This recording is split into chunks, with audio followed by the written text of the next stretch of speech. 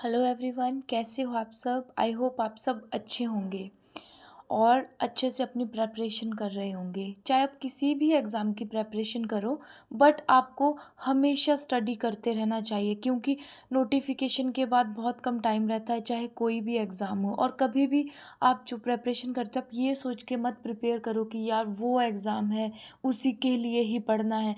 अब इतना तो आपको पता लग गया होगा कि कोई भी एग्ज़ाम्स होते हैं उसमें ये सब जो है ना, reasoning, aptitude, general awareness, English, ये सब आना ही है। तो क्यों ना आप इन सबको हमेशा से स्ट्रॉन्ग बना के रख लो। ठीक है। तो आज मैं आपको डीडीएसओ के सिलेबस के बारे में बताने जा रही हूँ। और इसमें एक बात ये याद रखना कि हमारे साथ बहुत से एसओस ऐसे भी हैं जिन्होंने पार्ट 2 के बेस पे ही अपनी सिलेक्शन को इंश्योर कर लिया था। तो अपना जो ये reasoning, aptitude, general awareness, English language, इसको हमेशा ही स्ट्रॉन्ग रखना। चाहे ये एग्ज़ाम कभी भी इसकी नोटिफिकेशन आए, आप बाकी के जो एग्ज़ाम है एएफओ वगैरह के लिए प्रिपेयर करते हो, आप उसके लेवल का भी पढ़ के आप इसके लिए आपकी प्रेपरेशन ऑटोमेटिकली हो जाती है पार्ट 2 की। ठीक है। तो सबसे पहले जो डीडीएसओ का एग्ज़ाम है उसमें 120 क्वेश्चंस आते हैं। उसमें जो 80 क्वेश्चंस होते हैं ना, वो होते हैं आपके हॉर्टिकल्चर और फ्लोरिकल्चर से रिलेटेड। ठीक है। उसमें भी ऐसा है कि 60 क्वेश्चन आपके फ्लोरिकल्चर से होंगे और 15 से 20 क्वेश्चन आपके जनरल हॉर्टिकल्चर से होंगे। ठीक है। और उसके अलावा जो पार्ट 2 है, उसके जो ये रीजनिंग के आपके 10 क्वेश्चंस होंगे, एप्टीट्यूड के 10 क्वेश्चन, जनरल अवेयरनेस के भी आपके 10 क्वेश्चन होंगे और इंग्लिश लैंग्वेज के भी आपके 10 क्वेश्चन होंगे। ठीक है। तो चलिए अच्छे से हम सिलेबस को समझते हैं क्या क्या है। Candidate must have knowledge of horticulture. ठीक है। हॉर्टिकल्चर की आपको नॉलेज होनी चाहिए, जनरल हॉर्टिकल्चर। ठीक है। जो इंस्टेंट और ग्लॉस्टस में जो स्टार्टिंग के जो पेजेस होते हैं ना, समरी पेजेस दिए होते हैं। ठीक है। कि कौन सा सॉल्ट में टॉलरेंट है, सेंसिटिव है, और पीएच से रिलेटेड आप देखना, स्टार्टिंग की समरी पेजेस होगी इंस्टेंट में। ठीक है। वेजिटेबल के भी स्टार्टिंग में होगी, फ्लोरिकल्चर के भी स्टार्टिंग में, और हॉर्टिकल्चर के भी जो आपका जनरल आपका फ्रूट साइंस है उसके भी स्टार्टिंग में होंगे। तो वो आप वहाँ से पढ़ लेना। और style of gardening, style of gardening जैसे फॉर्मल इनफॉर्मल गार्डन्स हो जाते हैं, फिर उसमें मुगल गार्डन हो गए, जैपनीज़ गार्डन हो गए, water garden, bog garden, different different type के गार्डन्स होंगे, इटालियन, पर्शियन, ये सब आपको बहुत ही इम्पॉर्टेंट है ये डीडीएसओ के पर्सपेक्टिव से। ठीक है। उसके बाद है लॉन डेवलपमेंट। ये बहुत ही इम्पॉर्टेंट टॉपिक है, इसको आप डायरेक्टली जो तमिलनाडु एग्रीकल्चर यूनिवर्सिटी के नोट्स है वहाँ से कर सकते हो, प्लस आईसीआर के नोट्स को आप स्टडी कर लेना, तो जो आपको एक्स्ट्रा पॉइंट मिलते हैं वो आप उसमें ऐड ऑन कर लेना। उसके बाद है road side plantation of trees and shrubs. ठीक है। जितने भी ट्रीज़ और श्रब्स आप लगाते हैं रोड साइड में, एवेन्यू में, और मतलब जो भी इंस्टेंट में है ना, वो आपको इंस्टेंट पूरा पढ़ के जाना है। उसमें और भी काफ़ी ज़्यादा चीज़ें दी है, क्योंकि कई बार क्या होता है ना कि जो डीडीएसओ का एग्ज़ाम आता है उसमें कई बार थोड़ा एक्स्ट्रा पूछ लेते हैं। ज़रूरी नहीं कि अगर सिलेबस है इसी से ही आपसे पूछा जाए। ठीक है। हाँ, इतना ज़्यादा भी नहीं। हाँ, ये होता है कि मेरिट को इंश्योर करने के लिए वो कई बार थोड़ा पूछ लेते हैं एडवांस। उसके बाद है फ्लावरिंग श्रब्स। ठीक है। श्रब्स का आपको पूरा कंप्लीट पढ़ना है। ठीक है। हेजेस पढ़ना है। उसके बाद कैसे इसकी मेंटेनेंस होती है वो सब आपको जनरल आइडिया होना चाहिए। कौन से फ्लावर, उसका कलर किस मंथ में आता है, ये सब की आपको नॉलेज होनी चाहिए। उसके बाद है बोंसाई एंड इट्स मेंटेनेंस। ये बहुत ही इंपॉर्टेंट है। ठीक है। ये भी तमिलनाडु एग्रीकल्चर यूनिवर्सिटी के जो नोट्स है उसको आप इनकलकेट कर दो, थोड़ी इन्फॉर्मेशन आप आईसीआर के नोट्स में, वो आपका सफिशेंट हो जाएगा। ठीक है। कैसे बोंसाई की मेंटेनेंस होती है कंप्लीटली आपको मिल जाएगा उसमें। फिर है एनुअल फ्लावर्स। एनुअल्स आपको पता है, summer annual, winter annual, rainy season annuals, ये सब आपको स्टडी करना होगा कंप्लीट। फिर फ्लावर का कलर क्या है, कॉमन नेम्स है उनके दिए हुए। ठीक है। वो आपको पढ़ना है। कई बार डायरेक्टली यही क्वेश्चन आ जाता है, विच of the following is rainy season annuals. तो आपको इस तरह से आपको मतलब आपको हर टॉपिक को हर एंगल से पढ़ना है, ठीक है। इसका कंप्लीट आइडिया लेने के लिए आप क्या करना, प्रीवियस ईयर के जो क्वेश्चन पेपर है वो सबसे बेस्ट है, उससे आपको पता लग जाएगा किस टाइप के आपको क्वेश्चन आ रहे हैं, ठीक है। उसके बाद आपको टोपियरी का पढ़ना है कि कौन कौन से जो श्रब्स है टोपियरी बनाने में यूज़ होते हैं। Indoor and outdoor potted plants, very important topics, ठीक है। इंडोर प्लांट्स पे कम्प्लीटली आईसीआर में बहुत अच्छे से दिया गया है कि कितना इसका टेम्परेचर चाहिए, कितना मॉइस्चर चाहिए, कैसे इसकी मेंटेनेंस होती है, ठीक है। प्रोपेगेशन ऑफ, अब देखो जो फ्लावर्स है ना, फ्लावर्स आपको ना बहुत ही लिमिटेड पढ़ने हैं, ठीक है।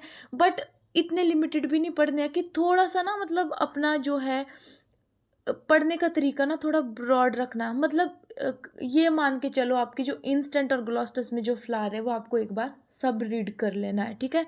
बट सिलेबस में इन्होंने दिया हुआ है रोज़, क्राइजेंथेमम, डहलिया, बोगेनविलिया, ठीक है। इनकी आपको प्रोपेगेशन का पता होना चाहिए, डिटेल्ड में होना चाहिए, ठीक है।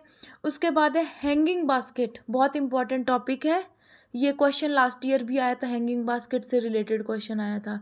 फिर है cultivation of cut flowers, roses, gladiolus, orchids.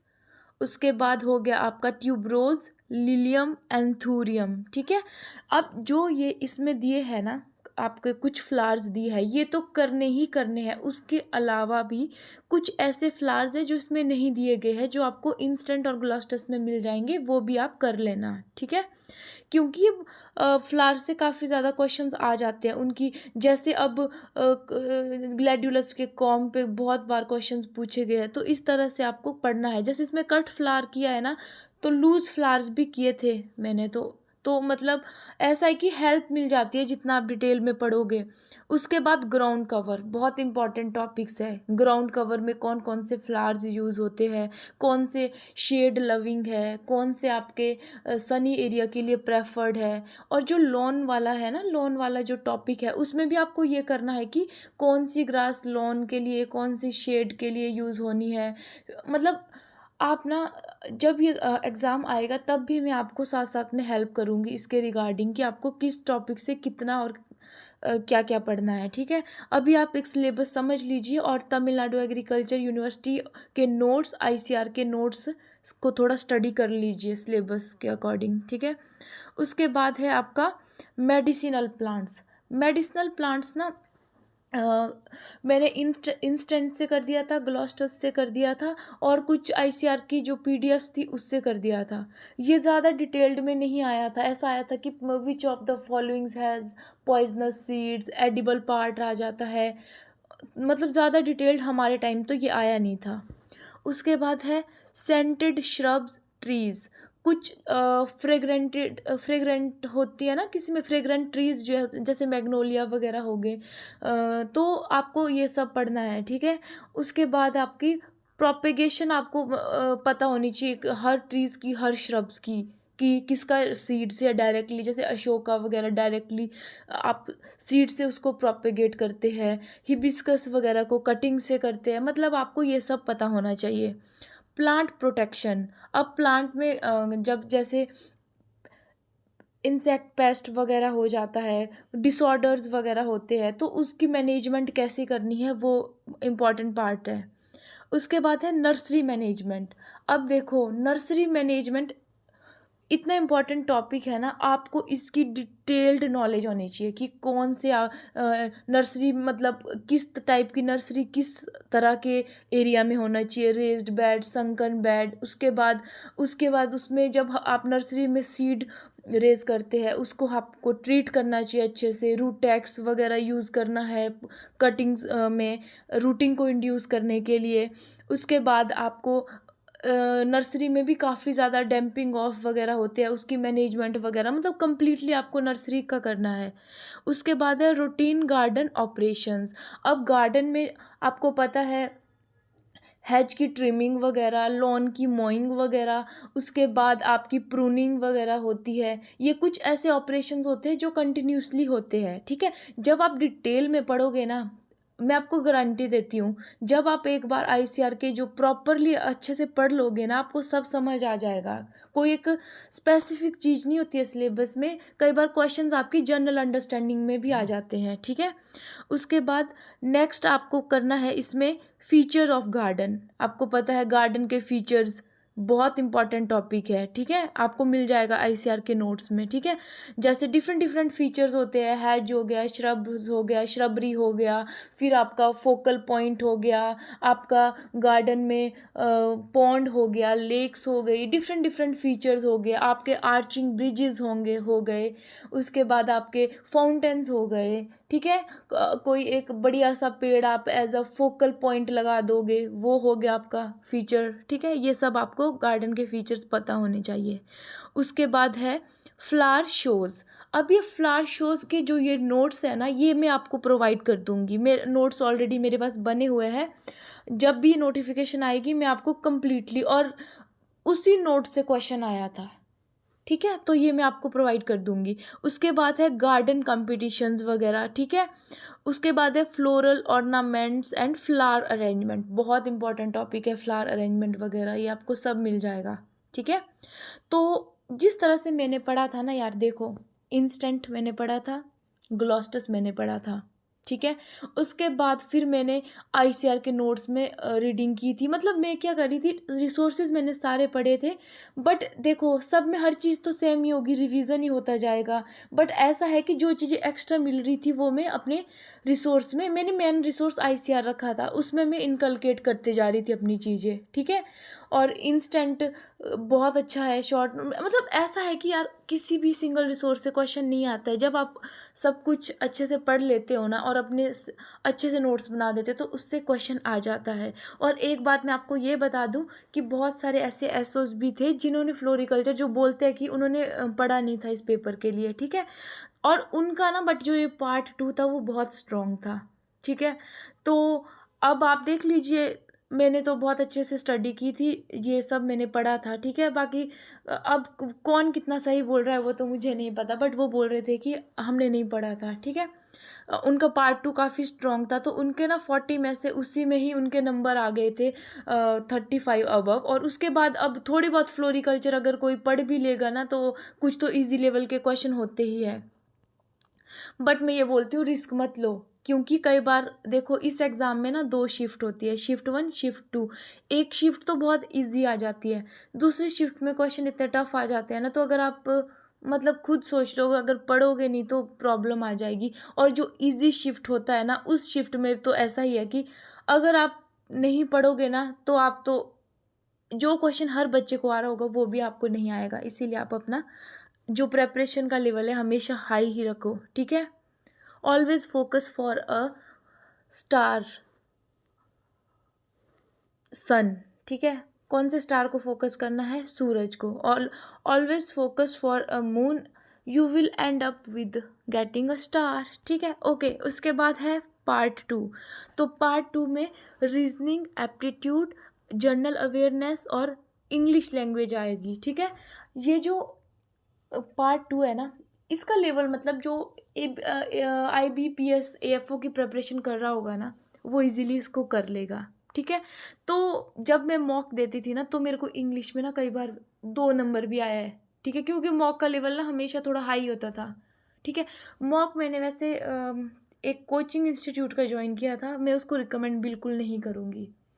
बहुत ही ज़्यादा, मतलब उन्होंने जो AFO के लिए तो वो बहुत ही जाना माना कोचिंग इंस्टीट्यूट है, ठीक है, बट उन्होंने इतना गंदा लेवल रखा है ना SO का, तो वो मौका आप मत ही लेना, ठीक है। आपको हिंट दे देती हूँ, G से उसका नाम है स्टार्टिंग का, ठीक है। उसका SO का तो मैं रिकमेंड नहीं करूँगी, आप किसी अच्छे इंस्टीट्यूट का मॉक लेना, क्योंकि उससे क्या होता है ना, प्रैक्टिस हो जाती है, आपको आपकी एक्यूरेसी बढ़ती है, आपका लेवल थोड़ा सा पता लगता है, ठीक है। तो मॉक भी ले लेना, ईजी है।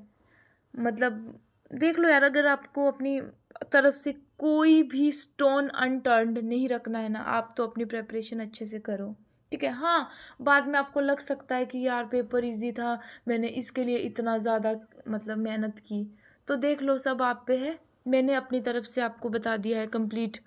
तो बाकी अभी मैं आपको एक क्वेश्चन पेपर आपको शेयर कर रही हूँ, उसका देख लो, थोड़ा आइडिया हम लेते हैं कि किस तरह से पेपर आता है, ठीक है। तो ये क्वेश्चन पेपर है, एक्चुअली ये हमारे टाइम का भी नहीं है, वो क्वेश्चन पेपर भी मैं आपको शेयर करूँगी। ये 2017 में जो पेपर हुआ था, जो हमसे पहले वाला बैच है उनका पेपर है। तो इसमें देखो किस तरह के क्वेश्चन आए हैं। देखो, import of seeds plant material for sowing planting propagation etcetera is regulated by, मतलब अथॉरिटी से रिलेटेड क्वेश्चन आया हुआ है, ठीक है। उसके बाद ये देख लो, इंडोर फ्लावरिंग पॉट प्लांट, हमने सिलेबस में पढ़ा था ना, उससे रिलेटेड क्वेश्चन आएगा। तो देखो यहाँ पे आया हुआ है, उससे रिलेटेड ये हमने पढ़ा था कि टाइप ऑफ गार्डनिंग, गार्डनिंग से रिलेटेड जितनी भी चीज़ें उसकी हिस्ट्री हो गई। जैसे ये है, ये जो है ना, जेनेसिस ऑफ गार्डनिंग इडेन को बोलते हैं, ये सब आपको उसी में ही मिल जाएगा। जो ये Japanese, Persian, formal informal gardening वाला जो पीडीएफ है ना, उसमें आपको ये सब मिल जाएगा। उसके बाद देखो, जो ये ऑयल एक्सट्रैक्शन का मेथड फ्लावर से रिलेटेड, इस पे भी क्वेश्चन आया हुआ है। उसके अलावा लॉन से रिलेटेड देखो, जो ये पूछा हुआ है कि जो ये फेरी रिंग डिजीज होता है लॉन का, वो किसकी वजह से होता है, ठीक है। तो देखो लॉन से रिलेटेड भी क्वेश्चन है। उसके बाद देखो इंस्टीट्यूट से रिलेटेड क्वेश्चन आया हुआ है। अब मेडिसिनल और एरोमेटिक प्लांट्स सिलेबस में था ना, तो उसका इंस्टीट्यूट पूछ लिया है, ठीक है। उसके बाद देखो वैरायटीज से रिलेटेड क्वेश्चन आया हुआ है। देखो काफ़ी डिटेल्ड में है, इतना डिटेल कौन नहीं पढ़ेगा कि बोगनविलिया का जो कल्टीवर है अर्जुना, वो म्यूटेंट है पार्था का। अब ठीक है, इतना भी पढ़ लेगा। इवॉल्व बाय, चलो भाई ये भी पढ़ लिया, इवॉल्व बाय प्लस उसकी डोज भी पूछती है। तो देख लो गाइस, आपको मतलब मैं इसीलिए बोल रही हूँ कि आप मतलब अपनी तरफ से अच्छे से पढ़ो, क्योंकि क्वेश्चन कहीं से भी आ सकता है, ठीक है। और आपको पता है एक एक नंबर पे ना आप लिस्ट से बाहर हो जाओगे। और उसके बाद नॉर्मलाइजेशन का कंसेप्ट भी होगा, ठीक है, उसमें आपके रिस्क ऑलरेडी ज़्यादा हो जाएंगे सिलेक्शन ना होने के। तो एक चीज़ याद रखना, अगर आप नॉर्मलाइजेशन के कंसेप्ट से बाहर होने से बचना चाहते हो ना, तो आप नेगेटिव मार्किंग कम करना, ठीक है। और इतने अच्छे से अपने टॉपिक को पढ़ लो ना कि आपको नेगेटिव करने की ज़रूरत ही ना पड़े और आपकी सिलेक्शन इंश्योर हो जाए, ठीक है। और पार्ट 2 आप अपना स्ट्रॉन्ग रखो, यही बोलना चाहती हूँ, ठीक है। उसके बाद देख लो, टू विच फैमिली बोगेनविलिया, चलो ये तो पता है, ये तो हो जाएगा। और ये देखो बुक का नाम आया ब्यूटीफुल गार्डन, ये कोई ज़्यादा ऐसा नहीं है कि बहुत टफ बुक है, ये बुक के नाम दिए हुए हैं। और देखो यार, एक लेवल तक आप स्टडी करो, बाकी भगवान की मर्जी है, ठीक है। उसके बाद है प्रोपेगेशन ऑफ क्राइजेंथेमम, ठीक है। उसके बाद है क्राइजेंथेमम कल्टीवर की कौन सा जो ग्रुप है वो गार्लैंड बनाने के लिए यूज़ होता है, इजी है, ठीक है। जब आप डिटेल में पढ़ोगे लग जाएगा आपको पता। Kamini and Shashank is the cultivar of, ये भी आप कर लोगे, वैराइटीज तो आपको पढ़नी ही पड़ेगी। फैमिली देखो, ब्लेजिंग स्टार कॉमन नेम दे दिया है ना, तो मतलब ये आप कर लोगे इजीली। ये सब फैमिली, फ्लावर नेम, उसके फ्लावर का कलर, ये सब तो करना ही करना है। येलोइंग ऑफ लॉन कैसे होती है, ये भी लॉन से रिलेटेड है। उसके बाद मेडिसिनल प्लांट से देखो, जो ये ड्रग है ये किस प्लांट से प्रोड्यूस होगी, ठीक है। उसके बाद है जैपनीज फ्लावर अरेंजमेंट, हमने पढ़ा था ना टॉपिक में, फ्लावर अरेंजमेंट आएगी, बहुत ही इजी लेवल का क्वेश्चन है। मैं आपको यहाँ पे सिर्फ वही क्वेश्चन पॉइंट आउट करूँगी जो टफ लेवल का है, जो इजी लेवल का है वो आप भी कर लोगे, ठीक है। उसके बाद है man producer and exporter of सीना लीव्स, ठीक है, पॉड सेनोसाइड, इसको जब आप पढ़ोगे पीडीएफ से तो आपको डायरेक्ट ही ये पॉइंट लिखा हुआ एज इट इज़ मिल जाएगा। Area of garden devoted exclusive to shrubs is known as shrubbery, easy है। उसके बाद है at which what temperature can the dormancy of corm and cormel of gladiolus से रिलेटेड क्वेश्चन है, सिलेबस में है ये। बोनसाई का टाइप से रिलेटेड क्वेश्चन है कि कास्केड स्टाइल के लिए किस टाइप का कंटेनर यूज होता है। उसके बाद है ग्लैड्यूलस हाइब्रिड अप्सरा। अब देखो यार, चलो ठीक है, देखो प्रीवियस ईयर के क्वेश्चन पेपर से आपको ना थोड़ी बहुत हेल्प मिल जाएगी। देखो जब आप नोट्स पढ़ोगे ना, उसके बैक साइड में मतलब आईसीआर के नोट्स में भी पीछे क्वेश्चंस दिए हैं, उसमें शायद ये क्वेश्चन रिपीट हुआ है। अप्सरा का ये स्पाइक लेंथ, तो ये इंपॉर्टेंट टाइप था, तो ये मैंने भी कर ली थी लर्न, ठीक है। तो आप देखना, वैसे आप हर फ्लावर की स्पाइक लेंथ तो आप करोगे नहीं ना इंपॉर्टेंट, नहीं कर पाओगे यार, इतना डीप कौन जाता है, ठीक है। तो देख लेना, आपको आइडिया हो जाएगा। वैसे कोई चीज़ बार बार आंखों के सामने से गुजर रही है तो वो कर लेना, ठीक है। उसके बाद है कार्डियोटेनिक कौन सा इनमें से, ठीक है, इंस्टेंट में है दिया हुआ, ठीक है, टेबुलर फॉर्म में। उसके बाद है प्रिंसिपल ऑफ लैंडस्केपिंग, बड़ा इंपॉर्टेंट टॉपिक है ये, ठीक है, ये तो करना ही है। उसके बाद है बेस्ट प्लांटिंग टाइप जो है ग्लैडियोलस के लिए नॉर्दर्न प्लेन में, ये भी आपको कवर हो जाएगा जब पढ़ लोगे। फिर है ideal ornamental plant for making good dwarf ornamental hedges, ठीक है। तो ये देख लो, ये क्वेश्चन भी आपको आएगा कि जो इसमें आपने देख लेना ड्वार्फ ऑर्नामेंटल, ड्वार्फ मतलब हेजिस की कैटेगरी करी हुई है उसमें, ठीक है, कि कौन सी किसके लेंथ के हिसाब से, मीडियम, टॉल, ड्वार्फ, ठीक है। उसके बाद है जो फ्लावर है ना, फ्लावर की जो क्या टर्म अब मुझे ध्यान नहीं आ रहा है उसकी, जैसे पल्सिंग वगैरह नहीं करते हम फ्लावरिंग में, जो ड्राई फ्लावर की टेक्नोलॉजी है, और उसके बाद जो फ्लावर के जो सोल्यूशन से ट्रीटमेंट करते हैं, अब मुझे एग्जैक्टली वो टॉपिक का नाम याद नहीं आ रहा है ना, वो दिया हुआ है एंड में दिया हुआ है वो मैनुअल में, जो आईसीआर का मैनुअल है, वो आपको अच्छे से पढ़ना है। देख लो, इसी से क्वेश्चन आया कि सुक्रोज की कंसंट्रेशन पल्सिंग में कितनी होगी, ठीक है। और टेबुलर फॉर्म में भी मतलब डिफरेंट डिफरेंट फ्लावर की जो ये जितनी भी टेबल दी है ना इंस्टेंट में, बहुत इंपॉर्टेंट है, ठीक है। इंस्टेंट से कर लो, चाहे ग्लॉस्टर से कर दो, चाहे दोनों से कर लो, ठीक है, को रिलेट करके, ठीक है। तो ये सब आपको करना है। उसके बाद देख लो गार्डन का फीचर, देखो जो टाइप ऑफ गार्डन है ना, मुगल गार्डन का टाइप का, मुगल गार्डन के टाइप से क्वेश्चन आया हो कि रनिंग वाटर किसका फॉर्म है, ठीक है। उसके बाद रनिंग वाटर लाइफ को डिनोट करता है, तो मुगल गार्डन का ही फॉर्म फीचर है ये, ठीक है। उसके बाद है बेगम अली, ये देखो, यावर जंग is a variety of bougainvillea, इस तरह के क्वेश्चंस। उसके बाद है, अब देखो जो ये मैं आपको शेयर कर रही हूँ ना, ये क्वेश्चन पेपर, इसमें ये जो आंसर्स की है ना, ये ज़रूरी नहीं है कि यही सही है, क्योंकि ये एक आंसर शीट है, इसमें कुछ क्वेश्चन गलत भी है, ठीक है। तो इसको आप स्टैंडर्ड मत मानना, ठीक है। और इसकी पीडीएफ मैं आपको शेयर कर दूंगी, आप मुझे ईमेल करना, या इंस्टाग्राम पे मेरा अकाउंट है मेहता पोलो, MEHTA मेहता POLO पोलो 143, ठीक है। वहाँ पे मैं आपको शेयर करूँगी, क्योंकि मैं इंस्टाग्राम पे ज़्यादा एक्टिव रहती हूँ, ठीक है। तो उसके बाद है ग्राउंड कवर से रिलेटेड, देखो 29th क्वेश्चन आया हुआ है कि ग्रीन कलर फॉलिएज किसकी है, तो देखो इस तरह से आपको क्वेश्चंस करने हैं, ठीक है। उसके बाद देखो, फिर आपको देखो यार मेडिसिनल प्लांट से ना मतलब 7-8 क्वेश्चंस तो आएंगे, ठीक है। उसके बाद है गम रेजिन किससे मिलता है, जो कोलेस्ट्रॉल को रिड्यूस करता है, ठीक है। उसके बाद है ट्रेनिंग से रिलेटेड क्वेश्चन आया हुआ है कि जब मतलब हम फीचर है ना गार्डन का, कि जब ट्रेनिंग करते हैं हम प्लांट में तो उसकी शेप बनाते हैं, तो वो शेप को क्या बोलते हैं, ठीक है। जैसे देखा नहीं अपने गार्डन में एलिफेंट, बर्ड, एनिमल, देखो कितना इजी क्वेश्चन है यार। तो जो लोग पार्ट 2 के बेस पे सिलेक्शन ले रहे थे ना, वो वही लोग थे जिनको ये सब इजी क्वेश्चंस आते थे, ठीक है। अगर आपको दूसरी शिफ्ट आ गई, टफ शिफ्ट आ गई, जहाँ आपको ज़्यादा डीप स्टडी की ज़रूरत थी, तो आप क्या करोगे, इसीलिए अच्छे से स्टडी करना ज़रूरी है, ठीक है।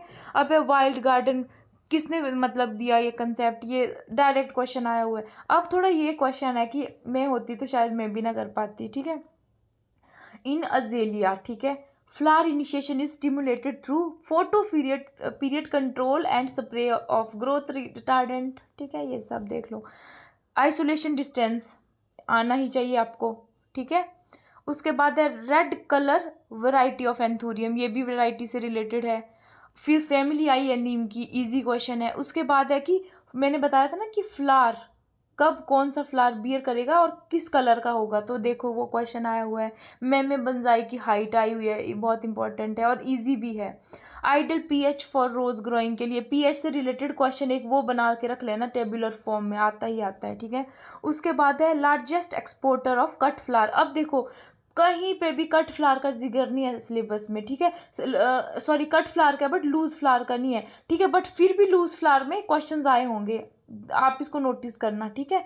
तो ये तो कट फ्लावर का है। उसके बाद है which is an early blooming annual, ठीक है, ये क्वेश्चन देख लो, ठीक है।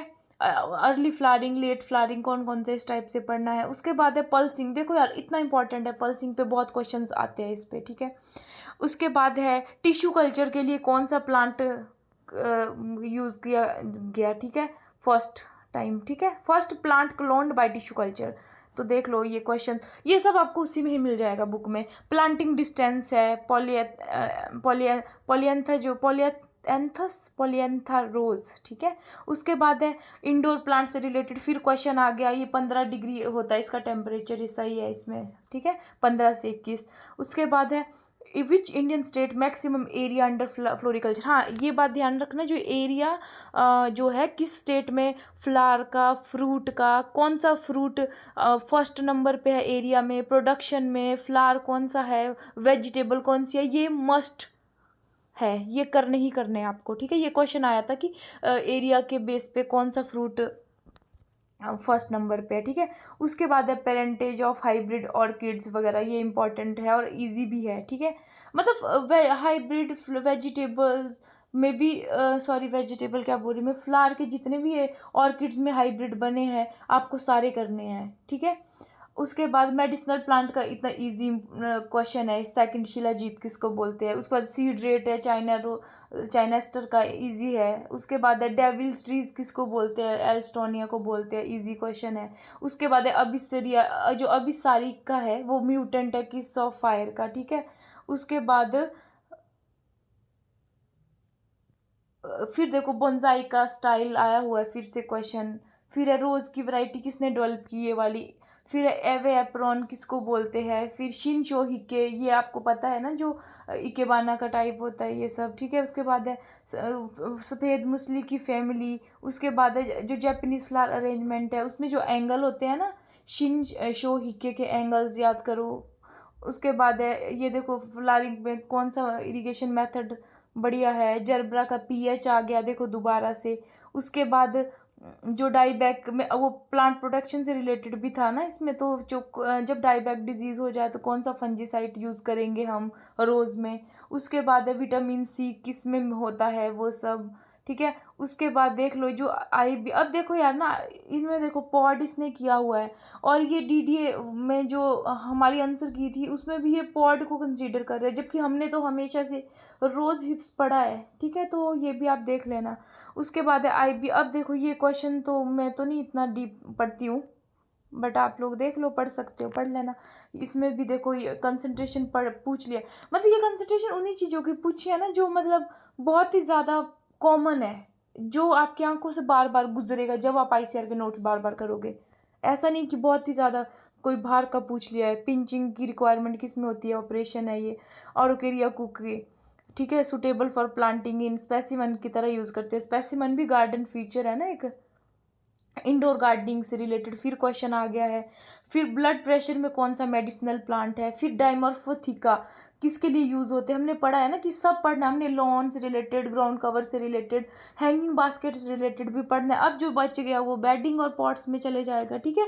जो हम करते हैं ना एलिमिनेशन मेथड यूज़ करना बहुत हेल्पफुल होगा इसके लिए, ठीक है। ये आप जब टेस्ट सीरीज करोगे तब आपको पता लगेगा कैसे आप क्वेश्चन करते, कैसे एक्यूरेसी बढ़ानी। और एक्यूरेसी हमेशा बेस्ट रखना। जब मॉक टेस्ट में करने लगी थी तो मेरी एक्यूरेसी स्टार्टिंग में ना 39% थी, और एंड में जो मैंने मतलब वैसे तो 25-30 मॉक थे, मैंने 15 ही दिए। मेरे जो 15 भी नहीं, शायद लास्ट मॉक मैंने 12th दिया था, तो उसमें मेरी एक्यूरेसी 89% हो गई थी, और यही मेरे सिलेक्शन का रीज़न है, ठीक है।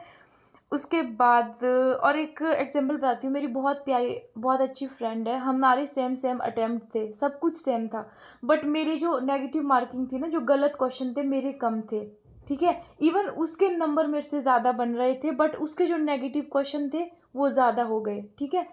तो उसकी सिलेक्शन नहीं हुई, मेरी हुई, क्योंकि नॉर्मलाइजेशन का कंसेप्ट होता है। तो नेगेटिव मार्किंग कम करना, ऐसा नहीं कि बाद में तुम बोलो कि मेरे नंबर ज़्यादा बन रहे थे, मेरी फ्रेंड के नंबर मुझसे कम बन रहे थे, उसका सिलेक्शन हो गया, मेरा क्यों नहीं हुआ। वो रीज़न वही होगा, उसने नेगेटिव मार्किंग कम की होंगे और उसके नंबर बढ़ गए नॉर्मलाइजेशन में, और आपके नंबर कम हो गए नॉर्मलाइजेशन में, ठीक है। तो नॉर्मलाइजेशन का कंसेप्ट नया है, इस वजह से मैं आपको पहले ही बता रही हूँ। नॉर्मलाइजेशन होती है डीडीए एसओ में, इसको अपने दिमाग में घुसा लो। इसीलिए एक्यूरेसी मेंटेन करना अर्जेंट एंड इम्पॉर्टेंट है, ठीक है। ओके, अगला अब देख लो, ये वॉयलेट कलर फ्लावर किसके है, देखो फ्लावर, इससे रिलेटेड क्वेश्चन आता है। टॉपियरी के लिए कौन सा श्रब यूज करते हैं। उसके बाद है जो ग्लैडी, ये हार्वेस्टिंग स्टेज से रिलेटेड क्वेश्चन है आए हुए, ये तो कर लेना, चार्ट फॉर्म में है सब फ्लावर का।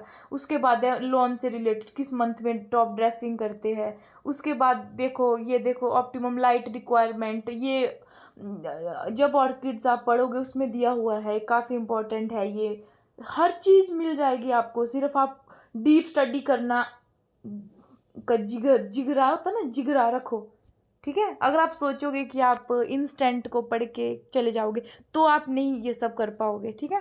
उसके बाद है नारकोटिक क्रॉप कौन सी है, ये सब देखो, मेडिसिनल से काफ़ी क्वेश्चन आ गया है, ठीक है। मुलट्ठी का बॉटेनिकल नेम, फ्रेंच मैरीगोल्ड क्या है, डिप्लॉयड है कि टेट्राप्लॉयड है, axis is a powerful feature of. उसके बाद है for which style of gardening first the plan is made on paper and then execute in the field, formal में, ठीक है। इनफॉर्मल एजिंग किससे बनती है, फॉर्मल बनती है जो लिविंग जो ट्री जो श्रब्स जो प्लांट्स होते हैं उससे बनती है, और इनफॉर्मल बनती है प्लांट से, क्योंकि वो ग्रोथ वगैरह करती रहती है ना, और फॉर्मल बनती है टाइल स्टोन से, ठीक है। उसके बाद है double type of gerbera are grown in poly house, they produce approximately how many flowers per square metre per area, पर जो भी है ये पर ईयर, ठीक है। उसके बाद है, अब देखो जो ये 80 क्वेश्चन हो गए हैं फ्लोरिकल्चर, हॉर्टिकल्चर और मेडिसिनल से रिलेटेड हो गया, ठीक है। उसके बाद अब देखो रीजनिंग से रिलेटेड क्वेश्चन देखो कैसे है। अब ये आपको मैं बताऊं, वैसे तो वीडियो का टाइम काफ़ी ज़्यादा हो गया, आप ऐसे ही देख लो, मतलब मैं थोड़ा टाइम देती हूँ। फर्स्ट क्वेश्चन आप इसका स्क्रीनशॉट ले लेना, रिलेशनशिप से रिलेटेड क्वेश्चन आया है, मिसिंग नंबर, फिर ये कोड जो होते हैं, कोड डिकोडिंग करने के लिए क्वेश्चंस वगैरह आए हुए हैं, ठीक है। सिटिंग अरेंजमेंट से रिलेटेड क्वेश्चंस आते हैं, ठीक है। उसके बाद देखो, ये रीजनिंग का पार्ट बता रही हूँ मैं। उसके बाद देखो साइलोलिज्म से रिलेटेड कहाँ क्वेश्चन आया है, साइलोलिज्म, सेल्फ रिस्पेक्टिंग पीपल, ठीक है। उसके बाद एनालॉगी, फिर डायरेक्शन से रिलेटेड तो देखो क्वेश्चन यहाँ आया है, सिटिंग अरेंजमेंट से रिलेटेड क्वेश्चन आए हुए हैं, ठीक है। उसके बाद हो गया आपका एप्टीट्यूड से रिलेटेड पोर्शन, ठीक है। तो आप देख लो क्वेश्चन यहाँ पे, डिस्टेंस से रिलेटेड क्वेश्चन आया हुआ है। फिर जो ये देख लो यहाँ पे, यार क्या क्या बताऊँ मैं अब इनको, क्योंकि मेरा भी थोड़ा एप्टीट्यूड में सिस्टम थोड़ा उतना अच्छा नहीं है। परसेंटेज से रिलेटेड क्वेश्चन है, फिर भी मैंने 8 नंबर लाए थे एप्टीट्यूड में, क्योंकि मेहनत उस टाइम बहुत की थी मैंने।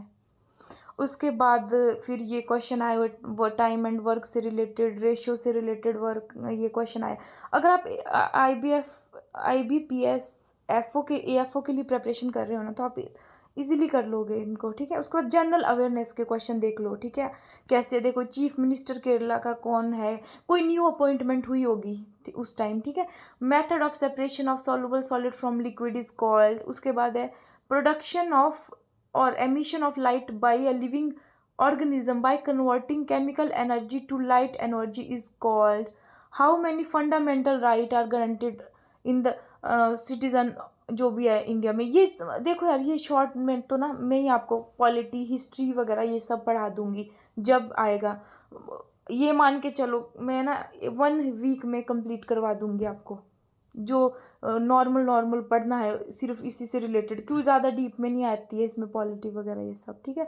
Which disease is caused by deficiency of iodine, which of the following of this sport is गीत सेटी लिंक्ड, ये कोई जनरल नॉलेज में होगा, उस टाइम करंट अफेयर में होगा। कौन सा गुप्ता किंग नहीं है ये। अच्छा हाँ, एक चीज़ है, मैंने जो पढ़ा था ना, लूसेंट की बुक से पढ़ लेना, ठीक है। शॉर्ट में अभी से भी पढ़ोगे डेली कौन सा राजा कब कब आया, और पॉलिटी के बारे में भी पढ़ोगे, 3-4 क्वेश्चन तो आप कर ही लोगे, ठीक है। Industries that are dependent on animal for their raw material are called, ये देख लो, पास्टोरल बेस्ड।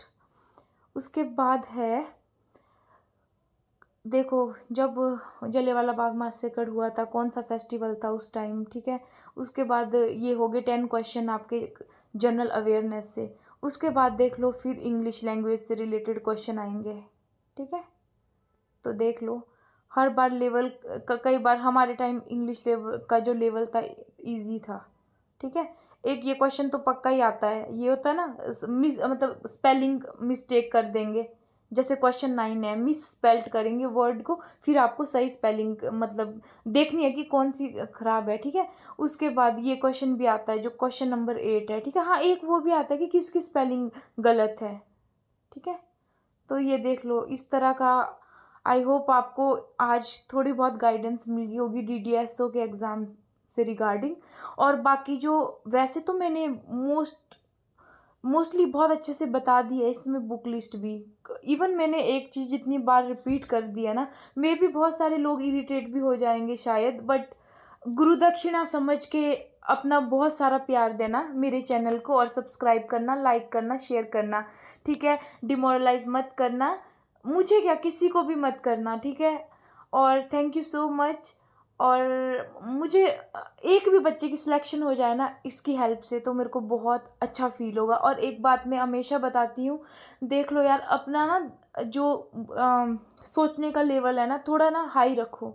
एक डीडीएसओ के एग्ज़ाम पे सीमित मत हो जाओ, ठीक है। और ये भी मत सोचो कि यार ये पेपर आएगा और बाद में कभी लेट आए तो आप डिमोरलाइज होगे। हर पेपर की तैयारी करते जाओ, ठीक है। क्योंकि ये सब रीजनिंग एप्टीट्यूड ये जो पार्ट 2 है ना, इसको स्ट्रॉन्ग रखो, ये तो आपको आएगा ही आएगा। और पढ़ाई कभी भी वेस्ट नहीं जाती है, ठीक है। तो इसके साथ ही मैं आप सबको बाय बोलना चाहती हूँ। Thank you so much. और आपको बहुत बहुत थैंक यू कि आपने इतने पेशेंस के साथ मेरी वीडियो को कम्प्लीटली देखा, ठीक है। और आपको बहुत बहुत गुड लक। आप कोई भी एग्ज़ाम प्रिपेयर कर रहे हो और आप हमेशा सक्सेसफुल रहो लाइफ में। Thank you.